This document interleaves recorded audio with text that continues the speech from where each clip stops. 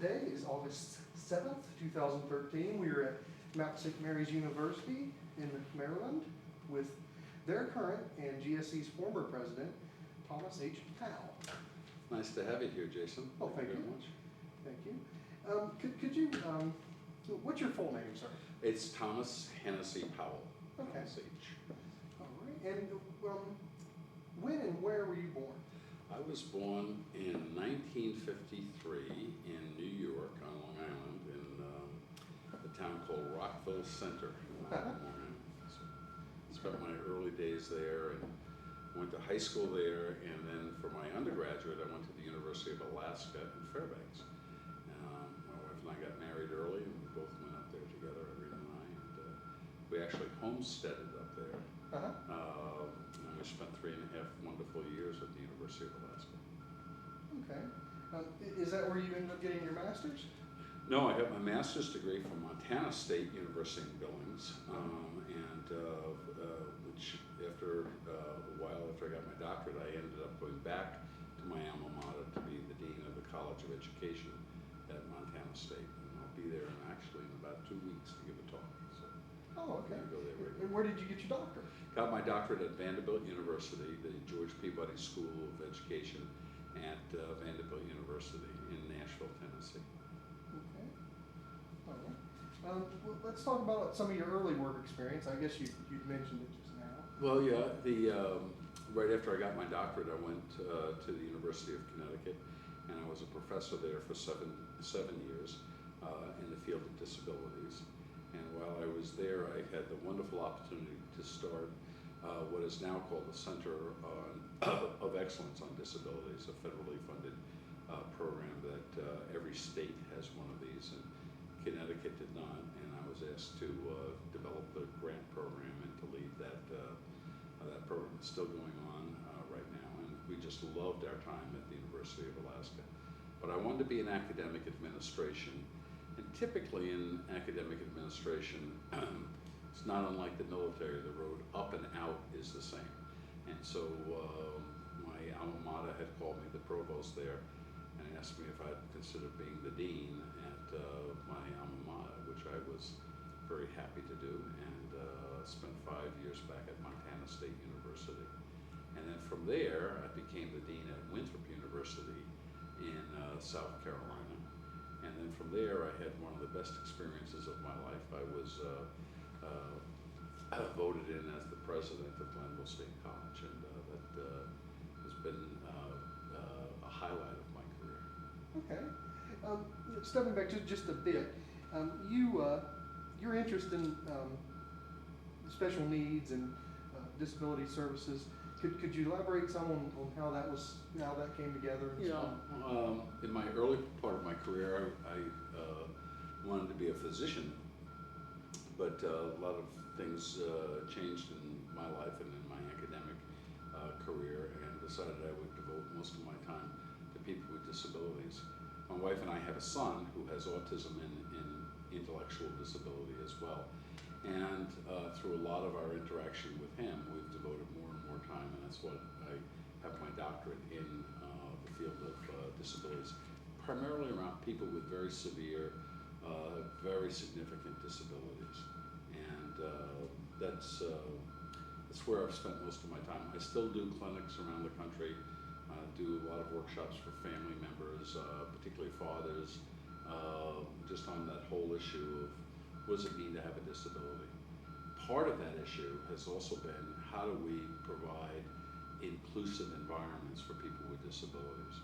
I think one of the problems that we have in the country is that for too long people with disabilities have been either shunned or sheltered away. Well-meaning, all well-meaning approaches, but it really has not helped them in the same manner of being fully vested with families and in schools and in communities, and that's where I spend a lot of my time doing.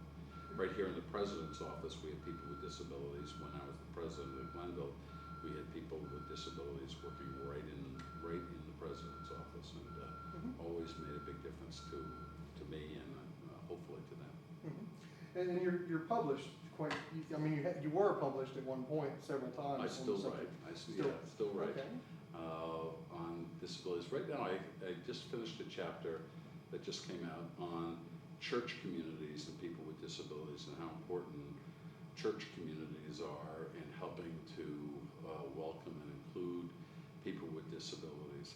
The other work that I'm doing right now in terms of my own scholarship and writing is on people with disabilities in the criminal justice system, people who get trouble with the law, and just finished a chapter on the death penalty and people with disabilities. We still have too many people with disabilities that are incarcerated. Not that they shouldn't be punished, not that they shouldn't pay for any misdeeds or crimes that they've committed, but how does that, pardon me, and that's why you edit. How does the criminal justice system deal effectively with people with disabilities? That's what I'm spending a fair amount of my time doing right now. Okay.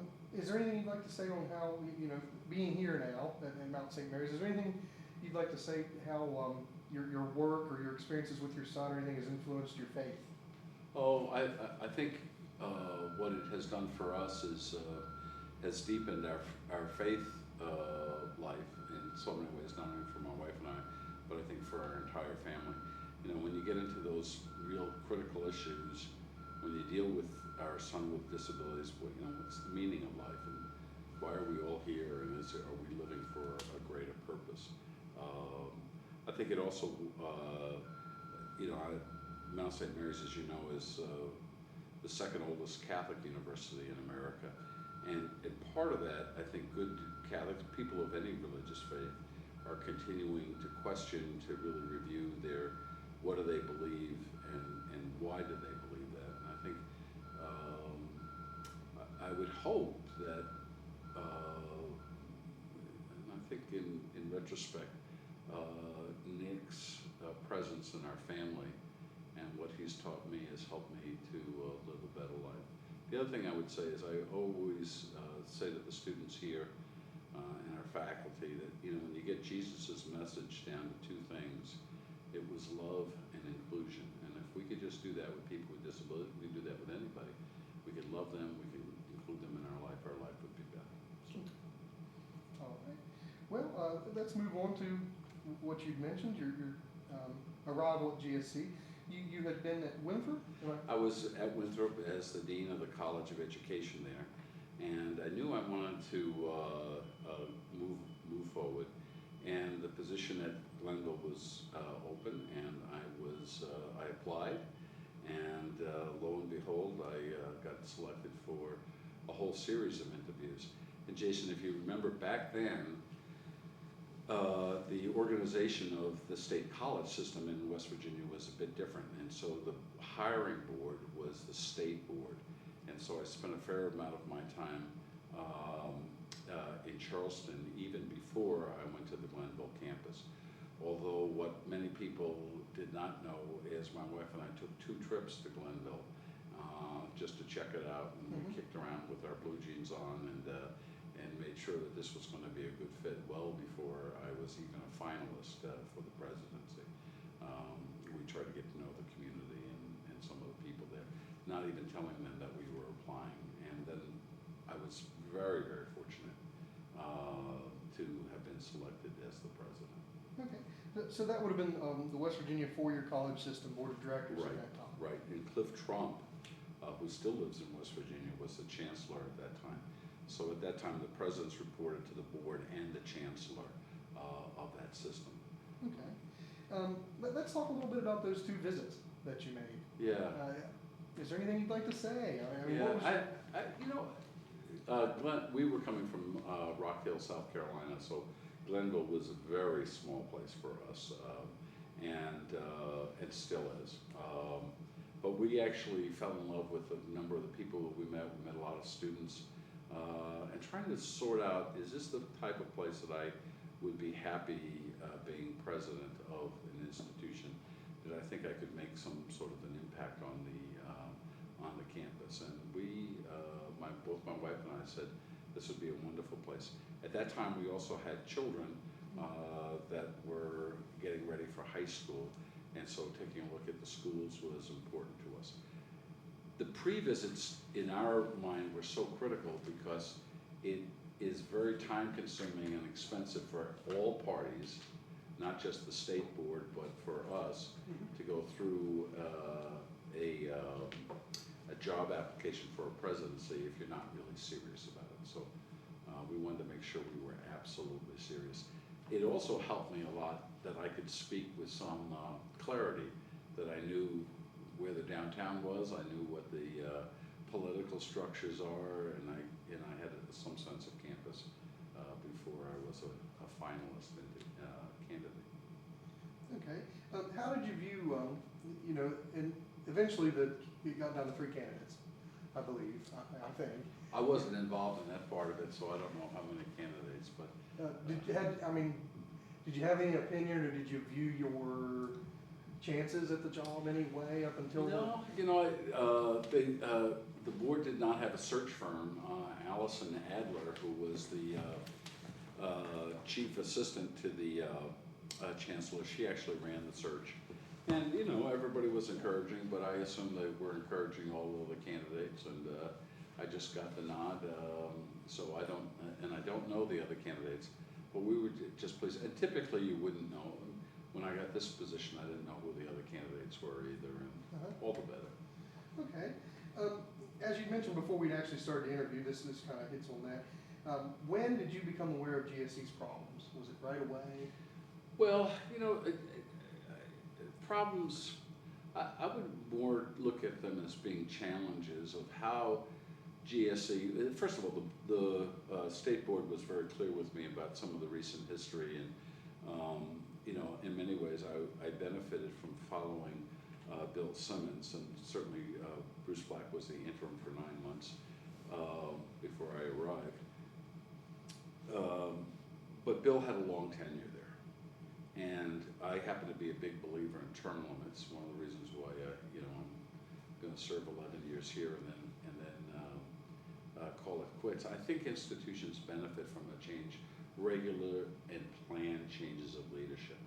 I think presidents should come and go from the faculty and should return to teaching. That's why many of us have gotten our PhDs, not to be full-time administrators forever, but to teach and be part of the academy. So you have a history there of having a very long-serving president. The president's home wasn't lived in. And then on top of that, there was a lot of turmoil in the state at that time about what are we doing with higher education, and lots of people looking at higher education. So all of that was coming to bear. So I viewed them as challenges rather than, okay, can I do this job? Can I help sort out? Because I clearly saw, and I still see, the absolute need for Glenville State College in the state of West Virginia, and how great it can be. Now, I will tell you, on the way home, after they had made the campus announcement, Irene and I were there, and we were driving back to South Carolina, and I remember it was a terribly rainy day, and when we hit Braxton County, a reporter had called me on the phone, on my car phone, and of course I answered it, and she said, well, what are you going to do about the Title IX lawsuit that's been filed against the Glenville? And I said, oh my goodness, nobody told me about any of that. But one of the real challenges that had to be faced right away is that we were under sanctions from Title IX and the Office of Civil Rights. And that took me, out of my 4 years, 3 years of lots and lots of work to get us out of that pickle. That the whole basis of that suit against the university at Glenville State was that Glenville was not paying attention to women's sports as much as it was men's. There, but for the grace of God, could go any number of institutions, especially institutions that have football, because there's nothing comparable on the women's Was it related to numbers or number of? It was related to, absolutely, they'd take a look at roster, how many men were being served versus women, and it also related to what's the interest of women, and is there some general equity so that if you're running a men's basketball program, are you providing the same resources to run the women's in terms of number of coaches, travel budgets, recruitment budgets, and the number of scholarships given. And we had some inequities in that area, and they needed to be addressed.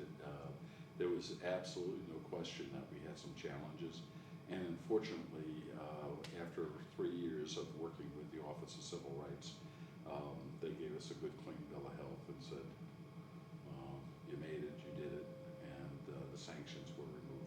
I also understand that there had been, I'm not sure if it was prior to your administration or right at the beginning, but some things came to a head regarding finances in the football program, mainly due to the high success of the program and built up a number of expenses. Do you recall anything about that? Yeah, I don't recall that. What I do recall is in my first year there, in my first actual football season, I had 3 head football coaches. And 2 of them were let go for various issues. Then we hired Paul Schaffner, who was absolutely excellent. Paul was just coming from Lafayette, but was an assistant in the Penn State program.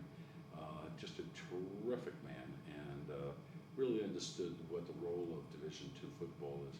I don't remember the expenses, although I will tell you that that part of the challenge at Glenville is running a good Division II athletic program with very limited resources. And when you take a look at our students who are not student athletes, they're the ones who pay the bill. And so trying to provide equity to those students who are really there to get an education and we're not necessarily attending football games or basketball games. They were not participating in the sport world. What presidents need to do, I think, and we have it here at Mount St. Mary's, we're Division I, is to balance that out. Like how much should I be spending in athletics? Because the ultimate bill goes to the students, always goes to the students. Toward my end of my tenure at Glenville, I convinced the board that we should have a surcharge on every student athlete, and that was a great deal of controversy. I was interviewed by ESPN. I said I finally made it to ESPN, but not for my golf game. It was for I still feel that our student athletes need to pay something to go to school. It's only fair. But that was a great deal of controversy. And then one of our donors, Mike Morris, who's been very, very good to Glenville State and the city of Glenville and the county of Gilmer, as well as West Virginia. He's just been a good guy all the way around. But he ended up making up some of that shortfall with our budget, so which was all very good. Okay. Stepping back a little bit, back to the board of directors, the state board of directors. Is there anything else you'd like to say with the initial interactions with them? Were you aware that a restructuring of higher ed was about to take place? No, I wasn't. And there were all sorts of, as soon as I was elected and they made the announcement, I was getting calls from, while I was still in South Carolina, from a number of people in West Virginia. And in fact, a number of our legislative representatives had called me in South Carolina to talk to me about Glenville, how they can help Glenville, the tone there, Jason, was how do we keep it open? And that worried me a great deal because there was other people outside of the university talking about whether or not it's a viable institution to keep open. In your opinion, what brought about that at the end of the mid-90s on? Well, I don't know because I inherited, but if I could guess, and just from talking to a lot of people, you've got a number of institutions in the state, and there's some reason for it. One just needs to look at the geography of West Virginia to understand all the various institutions and that they serve a different role. But if you're just looking on the outside, and the state had a lot of consultants coming in and looking at the amount of higher education per capita, and if you just look at it on paper, you begin to say, well, we've got too many institutions here for the number of people who are really seeking their degrees. So people in Lewis County can go easily to Fairmont, and and dividing up the state. Do we really need?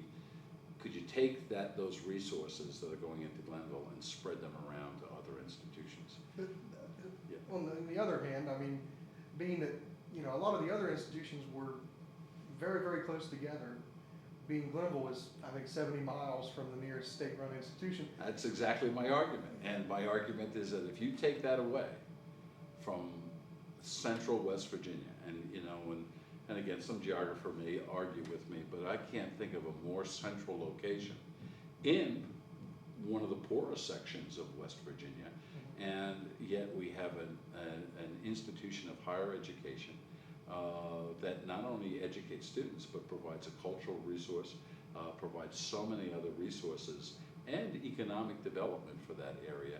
And that's the part of that strong argument, that if you take that away, those kids from Calhoun County may not be going anyplace. Those kids from Braxton County may not be going anyplace. So we have an obligation. I think even what I would say, and I think after 4 years, the number of people in Charleston got tired of me, because I would talk about a moral obligation to keep the place absolutely vibrant. Sadly, that fell on a number of deaf ears in Charleston, and people who had never visited Gilmer County, much less Glenville.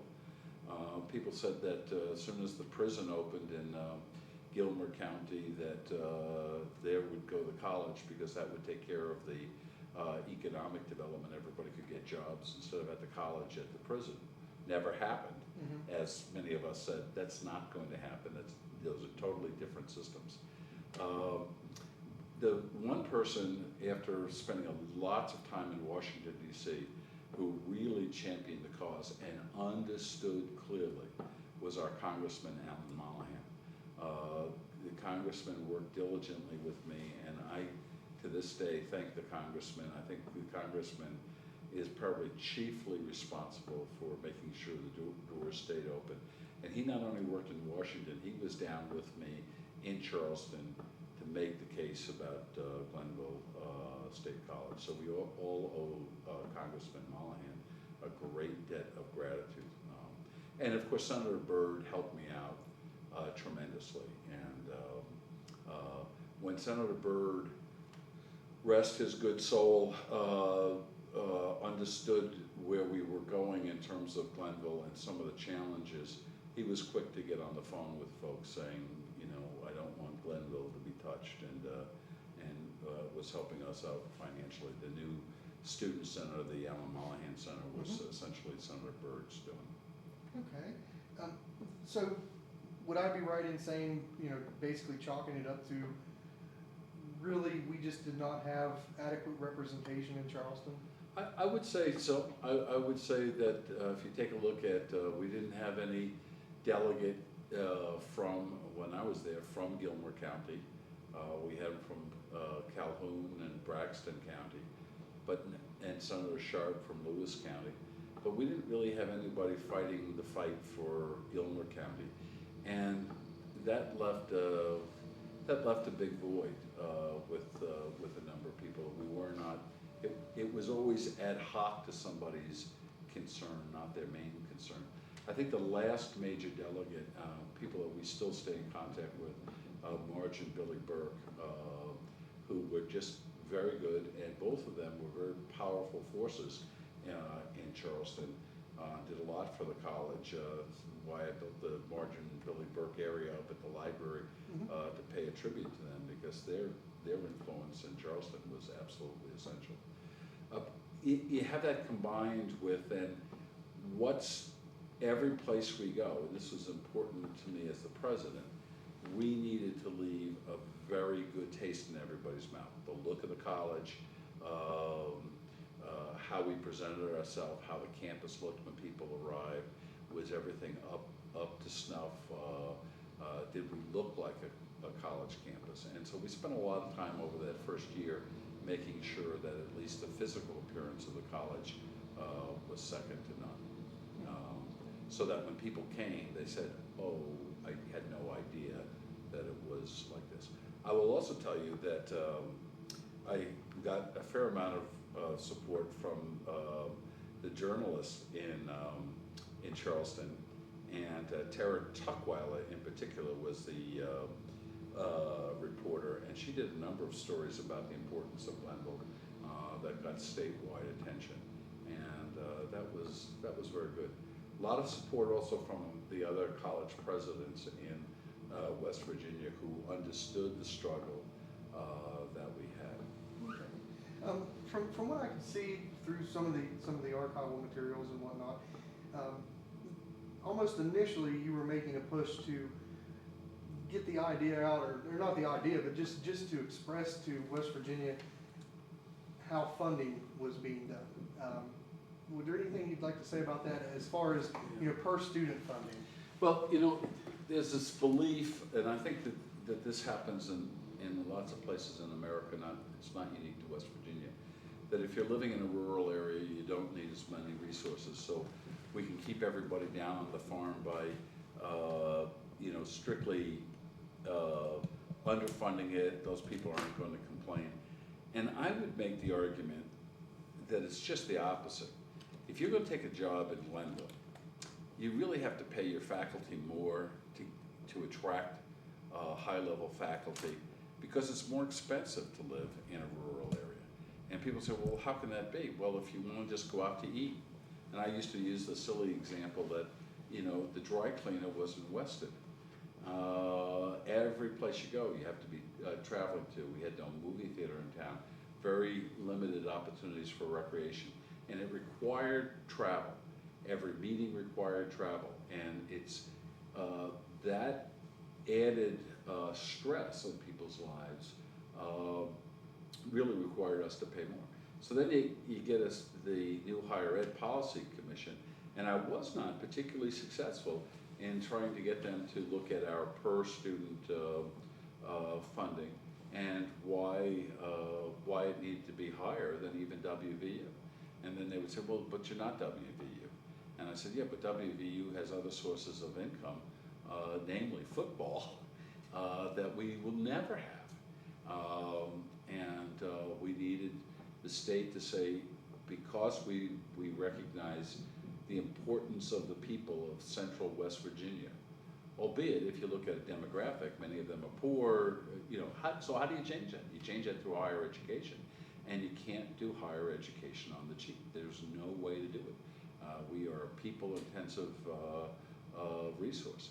So then what I used to rail against, and didn't make me a very popular boy down in Charleston, whenever we had surveys coming out that the Glenville faculty, Glenville administrators were all paid among the lowest in the state, the argument that I was not successful in making is it should be the opposite. We should be the highest paid. You come to work at Glenville, you will, because we know you're not going to have other amenities in your life, you're at least going to get paid more. But that was not the prevailing attitude there. And I would say this, Jason, and I think part of the history there, which is not pleasant to talk about, but the Higher Ed Policy Commission hired a chancellor, Mike Mullins, who told me several times he didn't think Glenville was viable, and consequently, I continue to this day to believe that a lot of the roadblocks we had during my last 2 years there were generated by a chancellor who wasn't very supportive. Instead of rolling up his sleeves and saying, how can I help you? It was, Tom, I don't think Glenville needs to be a part of the system, and you would be better being a community college, a 2-year college. And that set up some natural animosity that I could not in any way support that, which then made making arguments for other additional funding very difficult because we were at continual odds with each other.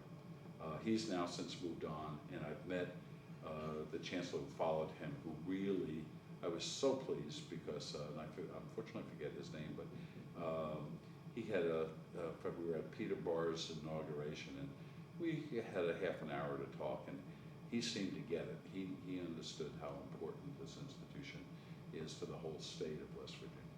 Okay. A couple other things I really want to mention that came up in what you're saying. Even prior to, or right as you were assuming office at Glenville, the community college thing had been blowing up in West Virginia for several years. They kept saying, we need more work, basic, small amounts of education, straight to workforce type of thing. They developed I could be wrong with the dates, but I think there was a northern and a southern, and then they developed an eastern. Do you envision that there was works to develop a western with Glenville being the main office? Well, I never heard it that way. One of the things I give, and there's so many reasons to give Bill Simmons so much credit. He recognized that during his presidency and worked very hard to establish two programs. The one in Parkersburg, which then became a branch of WVU, Parkersburg. Well, that was Bill's idea. And then he developed the campus in Somersville as a way of, and when I got there, it was Glenville State College, and we also had Glenville State Community College. They were all one. I had Nolan Browning was our provost of the community college. We were no longer associated with Parkersburg when I became the president, but those community colleges, the state is right. We need community colleges. There's no doubt about it. But we also need 4-year degree programs too. I was asked at one point whether I would support us becoming a 2-year college, and I was adamant with the policy commission and the chancellor that absolutely they would have to fire me, get another president before I would agree to that. Mm-hmm. Now, right when I got appointed to this position, weeks after the announcement that I was going to Mount St. Mary's, they made a move to separate Somersville from Glenville. And at that point, when I had announced that I was leaving, I had no longer any clout to do much about it. Mm-hmm. Other than we worked long and hard on the Somersville campus. We expanded its physical footprint and provided more resources down there. And it was a pretty good operation. I thought it was a great community college. But in that, it became part of New River mm-hmm. Community College, and I spent a lot of time in Somersville with all the politicians down there to keep that viable. But that was Bill Simmons' idea, and it was a good idea. It was a great idea. Okay. I'd like to talk a little bit about the formation of the HEPC, mm-hmm. and what I'm seeing as an outside eye, I'm almost seeing a pushing all the state colleges into more competition with each other.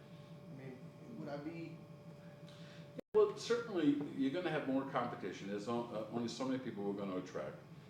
Glenville, when I was there, had like 95% of our students were from in-state and very few out-of-state. And the few out-of-staters we had a program that we developed with Washington, D.C. Through one of their tuition assistance programs. But so if that's true throughout the state, and I think you take a look at Concord and Fairmont and all of even West Virginia State University, our historically black university. The population is West Virginia, so if there's only so many high school students, we're going to be competing with each other about why come here versus someplace else. My idea, and I could never sell it, is that we should have one tuition.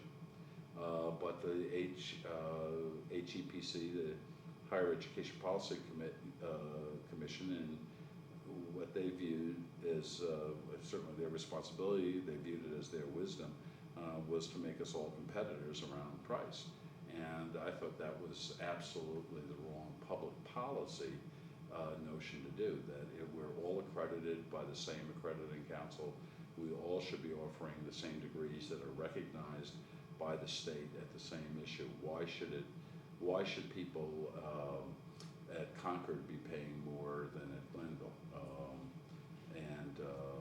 And consequently, the places that students pay more, they have more resources. And the place that needed to have more resources was Glenville. But again, I think there was, and I don't want to overthink it or overanalyze it, but I always felt as president there was I don't know whether I want to call it patronizing from some of the folks, but it was certainly a disregard for Glenville by some of the policymakers and some folks in Charleston, that it just wasn't worthy enough of our attention. Okay. I mean, as you said before, so about the regional, just the whole regional aspect of Glenville. I mean, it was basically developed to serve the region, Sure. years and years ago. It was a teachers' college, Glenville Normal College, and you take a look at those roots. One of the things that I learned, Jason, not being a West Virginian, and so for years I looked at West Virginia maps, and they're all flat maps.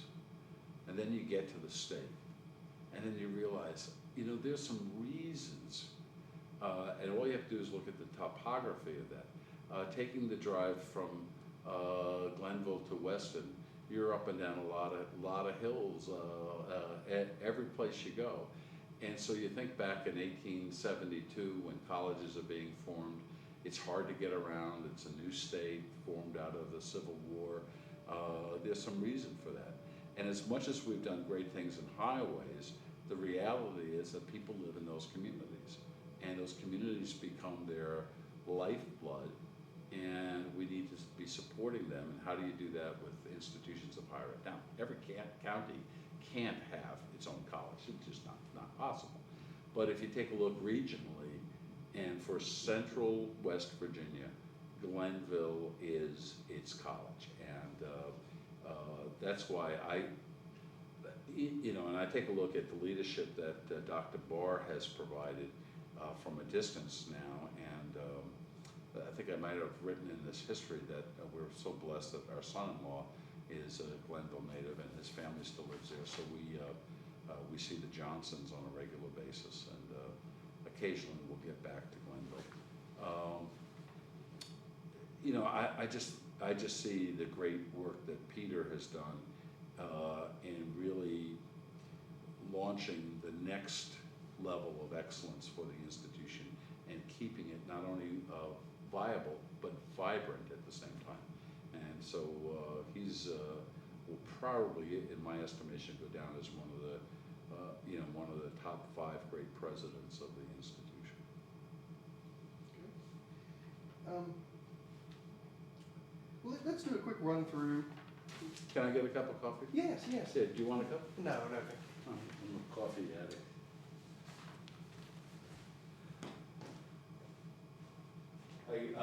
Bob Hardman just wrote me a note.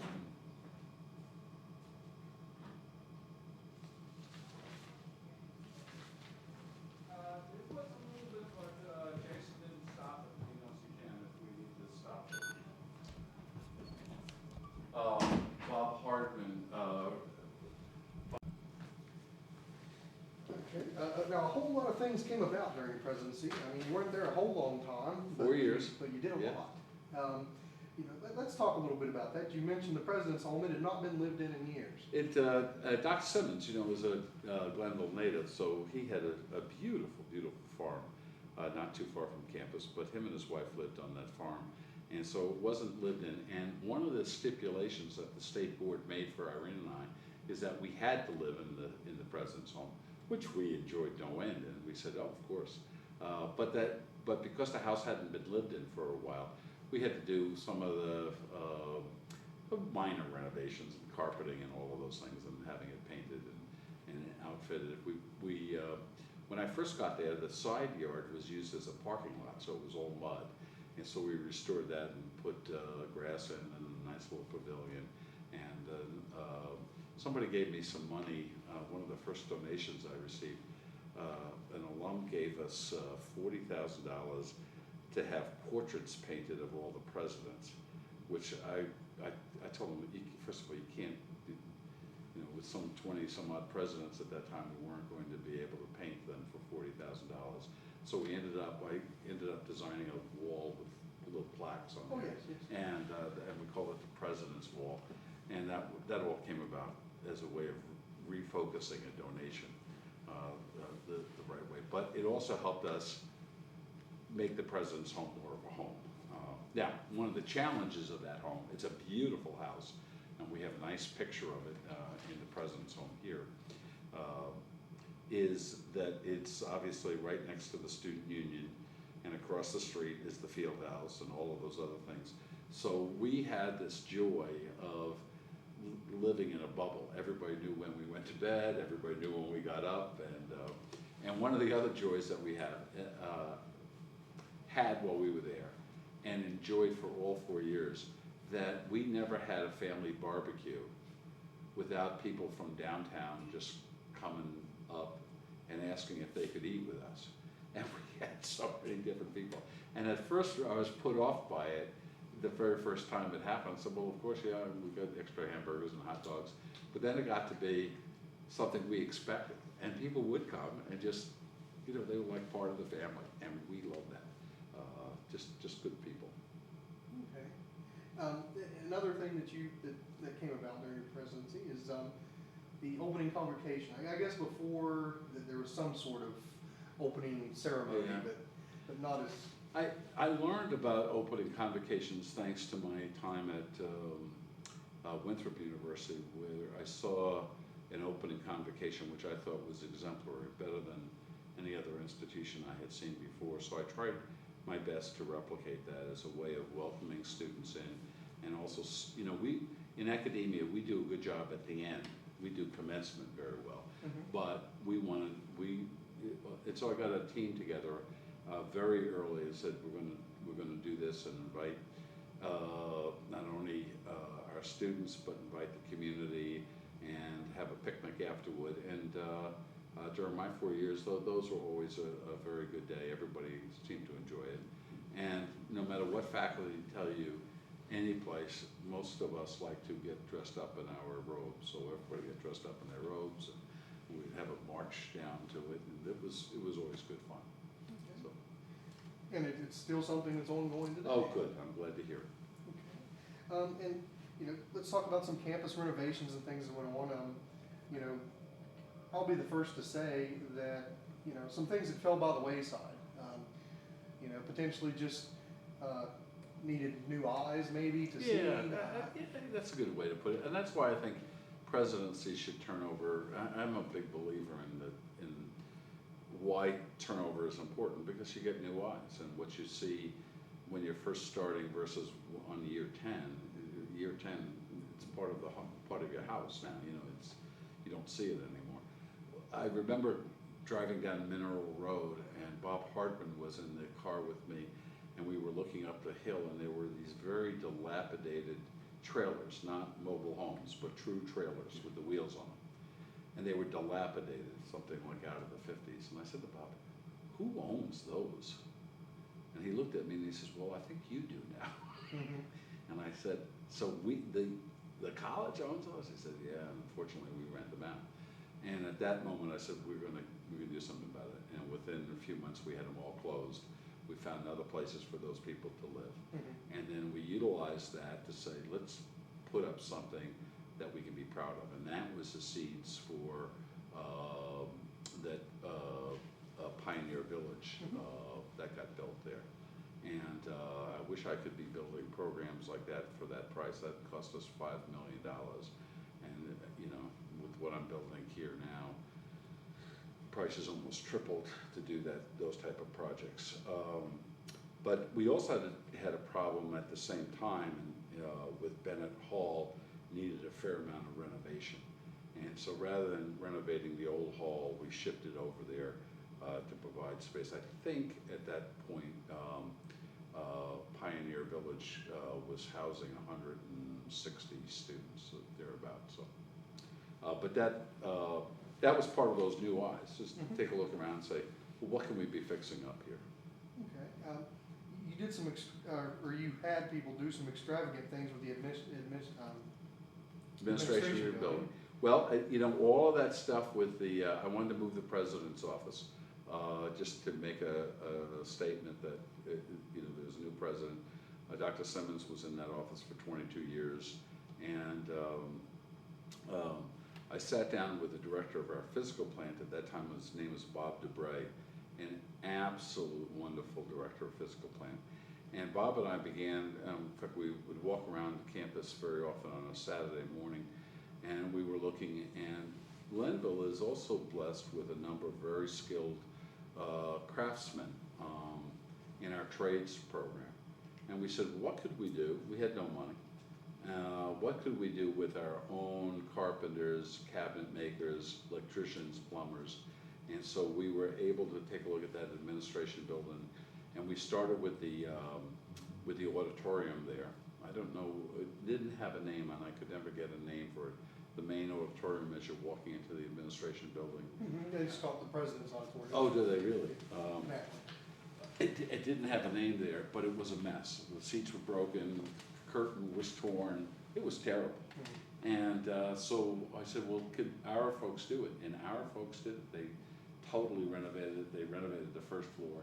And then we moved them up on the second floor to start doing each and every classroom, getting rid of the broken window shades. We actually had a few broken windows when I got there in classrooms, and just saying we're not going to have broken anything. And we want to also be respectful of our students. They shouldn't be sitting in old wooden chairs from the 1960s.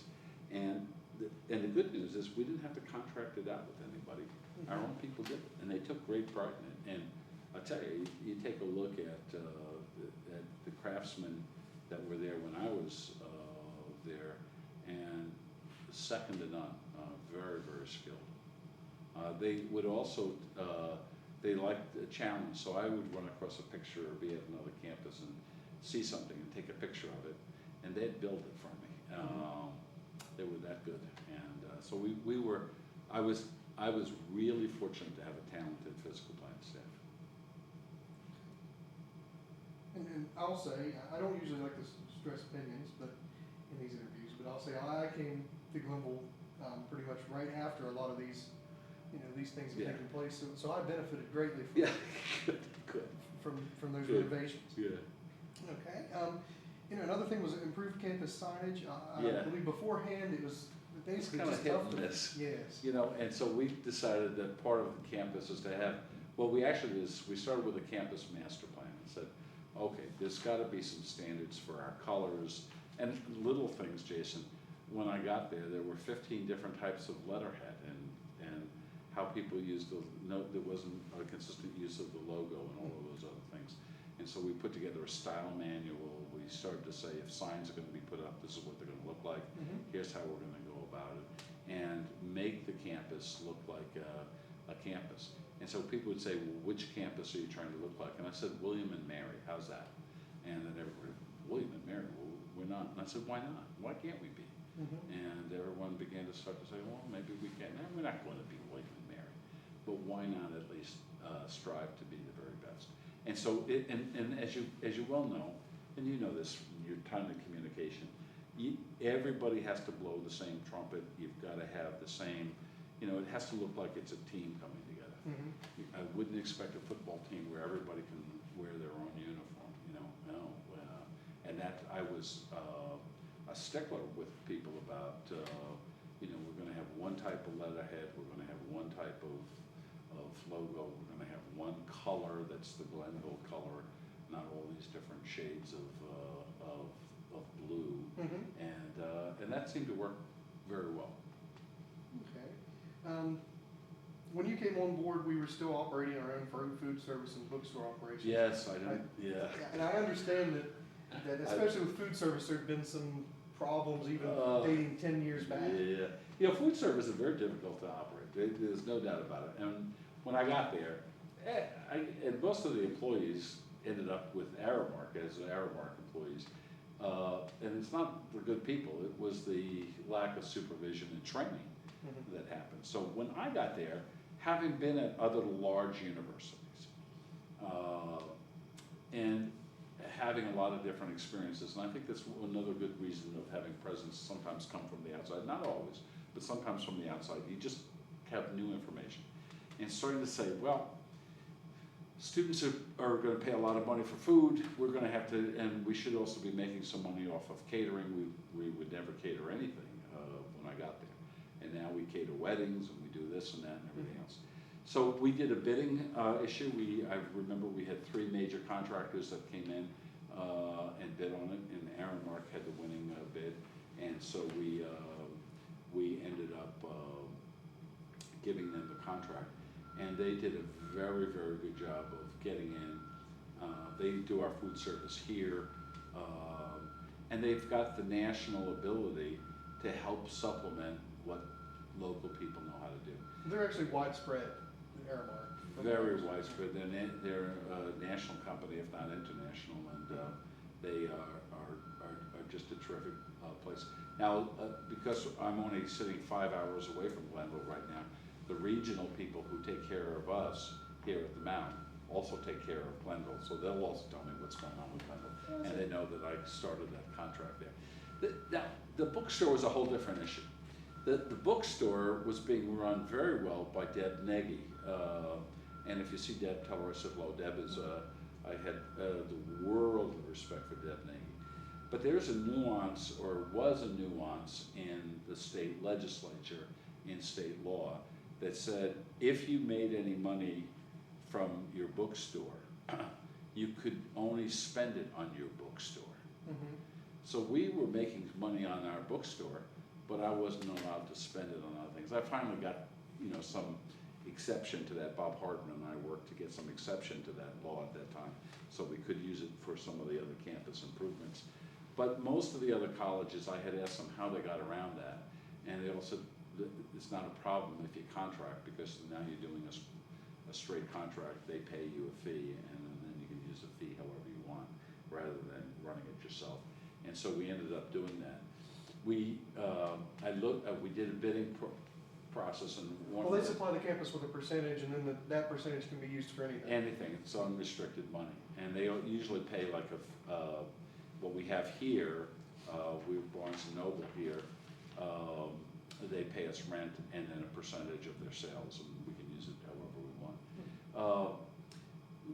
want. The bookstore was not as successful in that the first group that we selected was the same one that was being used by Wesleyan in Buchanan, is it Wesleyan? Yes, yes. And then right after they opened up the Glenville program, the company went bankrupt. So Bob Hardman and I had to sort that out, and that was a mess. But ultimately, I understood that Follett is now running it, and hopefully it's doing well.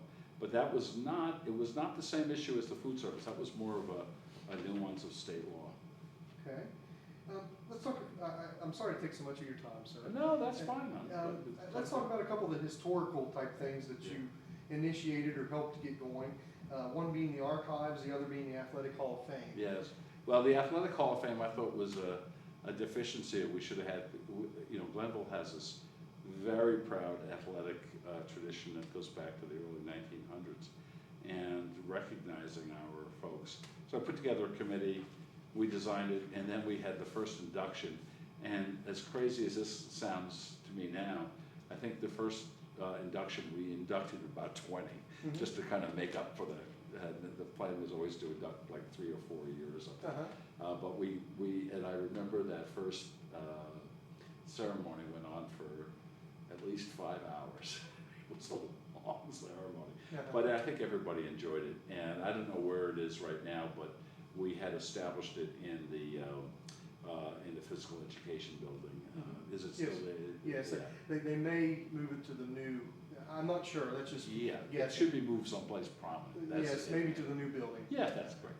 And but I was very very happy to be part of all of that, and the committee that worked on all of that. I got the glory, but the committee did all the hard work. And good group of people, and I think everybody said, yeah, Glenville needs a Hall of Fame, and every other college has one. So, and I do know that the people that we honored in the Hall of Fame were particularly appreciative of that recognition. So, what was the other one that you mentioned? Well, I was mentioning the Archives. The Archives. Well, let me tell you about the Archives. Okay. We, thanks to Congressman Mollahan, we received some money from the feds from what's called FIPSE, the Fund for the Improvement of Post-Secondary Education. And It was a grant that came every year for about $200,000, and the president had the ability to articulate that. And I was having lunch with congressmen, and we were both kicking around what did Glenville need. And at that time, we were talking about the veterans program. We were talking about keeping the history alive. And I said, Glenville, other colleges I've been to, there's an archives, and somebody's keeping that history alive. Mm-hmm. And he said, well, why don't you use the money for that? And I said, yeah. And then, of course, we were thinking, well, how can I find an archivist and, self money? And so Irene decided to do that. And then I didn't want that. And I told the congressman, I don't want my wife to do that. So then he wrote me a very stern letter saying, if Irene doesn't do that, you don't get the money. Oh, And and he knew. So Irene did this part-time, obviously. And I'm just so thrilled, Jason, that you're there to do it on a regular and a professional basis. And Larry Seipel was initially involved, is that correct? Yeah. He was actually my mentor for was he? some time. Yeah, a lot of that happened after we had left, though. But I knew he was involved, and we were thrilled that it has continued. And obviously, archives should be clearly a part of libraries and how we share information and keeping the history of this wonderful institutional life. Yes, especially for these institutions that are 100+ years old, I think. Absolutely. Okay. Well, let me see. We just celebrated our 200th anniversary in 2008, and just keeping the timelines together. We have huge displays around here about our timelines and all of those issues. It becomes so critically important to everybody to say you're part of an institution that just didn't start yesterday. I did meet with one of your librarians before I came to meet Oh, with you. really? I believe it was Miss Ellison, is that Yeah. Yes, she gave me a very nice tour and showed me the collections there. Oh, good, great. Told me about the campus. It was very nice.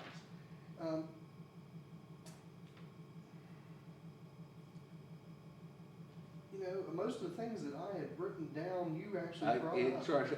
Or tried to answer in those other things. I would just say, out of all the things I've done, I think Glenville was probably one of the most significant things in my life. And certainly, if you talk to my daughter, was that we moved there because she found her husband there, and they're just a wonderful family. And despite the challenges there, it was also having some perspective on the place right now. It is just an absolute gem in higher education. Now, I wish I was president there now, that I have more experience, because I think I'd be better equipped to deal with some of the folks in Charleston. But from what I understand, it's not as contentious. Some of the people in Glenville have told me it's not quite as contentious as it was during that time. But some of that is just part of that history. Higher ed was kind of in a free fall at that time, and people were trying to figure it out. So. Okay. I'm not going to ask you to comment too much on advice for Dr. Barr, because I know usually you guys don't like to do that. Well, let me give you some advice for Dr. Barr. Peter, keep on doing what you're doing. You're doing a great job. He's a great president, and as I said, I think if you ask me, why don't you ask me who I think was one of the best presidents? Who was the best president? Who was one of the best? Well, the best president that I knew was Harry Heflin. And Harry and I and his wife Dora got to be very good friends, and that's why one of the last things I did was put together that garden for the First Ladies, the Dora Heflin Garden. And we became great friends and fans at the same time of Harry and Dora. And I think they epitomize Glenville. Graduate of Glenville, goes on to get his doctorate, serves as president of Glenville, and then he goes up to be president of WVU, and then remained active in his retirement life with his alma mater. And I think over there, and so I'm taking a look at Peter Barr and a Harry Heflin, and I see those two guys as being are going to go down in the history of Glenville State as two of the very best presidents we've ever had. Okay. How about future presidents? What about the next one that comes in after Dr. Well, Powell? I'm sure she's going to be very good. It's time that we might look at a female president over here. I would hope that whoever comes understands that their job is not just to be an academic leader, but to be an advocate, and to be an advocate for the people in central West Virginia. I also think, given its location, the relationship that people have, and particularly the president has with the local county commissioners, with the mayor, with all those local people, and not just in Gilmer County, but you take a look at all the surrounding counties in Wirt County and Calhoun County, you name Wood County, Lewis County, your home county. It becomes a critical issue to be a part of that. And also important for the people of Gilmer County to recognize that the president just doesn't deal with Gilmer County, that we're bigger than that. We're here to serve the entire state. So whoever becomes the next president, I hope that's not for, and I hope Dr. Barr knows that I'm cheering for him to stay for another 10 years, and he can violate my rule because he's just ideal. But whenever he does step down, it'll be another great time for Crossroads. Big shoes to fill when he steps down. So. Okay. Well, I want to thank you for. Thank you. Thanks for doing this. I think it's exciting. Taking part in this. Yeah, yeah. And I especially want to thank you for your service to Glenville State College. Oh, thank you so much. Well, I tell you, when I got this, and obviously you read my response, I wanted to do it right away. I said, oh, this is exciting, and it's just a great place. And and of course, as students leave and go on with their life. But I remember that first year I was here, I would get so many letters from a lot of the students at Glenville, and it made a big difference to my life, to leave here and go home and, oh, there's some letters from Glenville, and we missed it. And what happens is you get into the institution, so everybody around here was tired of hearing about how great Glenville is. Now correct me if I'm wrong, but someone had mentioned to me, maybe Denny Pounds, that you've actually implemented something on this campus with the Glenville name. Is that the Glenville wing of something, or? No, but I should. It's a good idea. We everybody around here knows Glenville. And maybe it was the house, something to do with the president's Yeah, house? well, the president's house, we have a lot of Glenville memorabilia in the president's house, and so they everybody. There's not too many people. If you bump into new people, they won't know Glenville. But my whole leadership team, they know Glenville. They're on the website regularly, and because they say the president just likes Glenville, and I now have to tell everybody I like Mountain. I like Mountain. All right. But good, Jason. What a pleasure to meet you. No, thank you, sir. So, are you going? Is